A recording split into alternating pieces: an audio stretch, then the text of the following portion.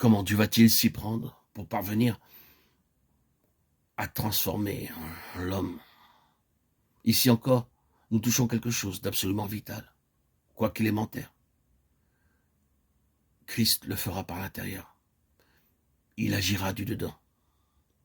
Il n'y a qu'un espoir pour vous d'arriver à la gloire, mais c'est un chemin sûr. C'est Christ en vous. C'est ici la nécessité absolue de la nouvelle naissance. Qu'est-ce que la nouvelle naissance, somme toute? C'est par la foi recevoir dans le cœur Christ, c'est-à-dire la vie. Non pas la vie en tant qu'abstraction, mais la vie qui est indissolublement liée à la personne.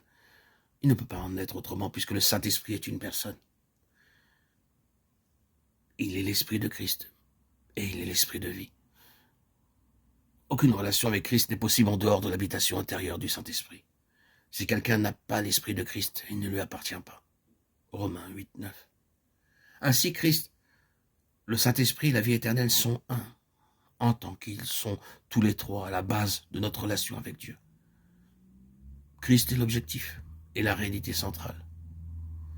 Le Saint-Esprit est le divin agent. La vie éternelle est le fondement de nos rapports avec Dieu. Quels que soient les termes que nous employons, nouvelle naissance, né de nouveau ou d'en haut, régénération, né de Dieu, la signification reste la même.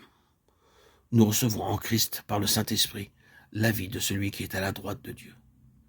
Le processus de conformation à son image reste lettre morte jusqu'au moment où cette vie est déposée en nous. De même que la vie qui se manifeste chez un nouveau-né porte en germe tous les éléments, toutes les possibilités, tout le potentiel de l'homme fait. De même, à la nouvelle naissance, la vie de son esprit que nous recevons alors contient en germe tout ce que représente Christ, amené à la perfection. Cette vie-là n'existe par nature chez personne. C'est le don de Dieu à la nouvelle naissance, le fruit de la régénération par le Saint-Esprit. Et c'est autour de cette vie nouvelle et intérieure que gravitent tous les intérêts de Dieu. Donner à cette vie l'accroissement qu'elle comporte, en développer toutes les caractéristiques. Tel est le seul objectif que poursuit le Saint-Esprit chez l'enfant de Dieu.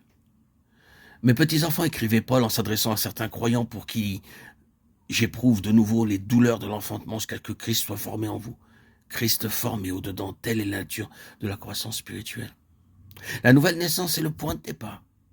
C'est ce qui donne au Saint-Esprit sa base d'opération. C'est par là qu'il faut commencer si l'on veut répondre à cette question. Quelle est la nature de l'union avec Christ? C'est être un avec lui, dans sa vie ressuscitée et souveraine. En lui, le triomphe complet de cette vie est déjà consommé.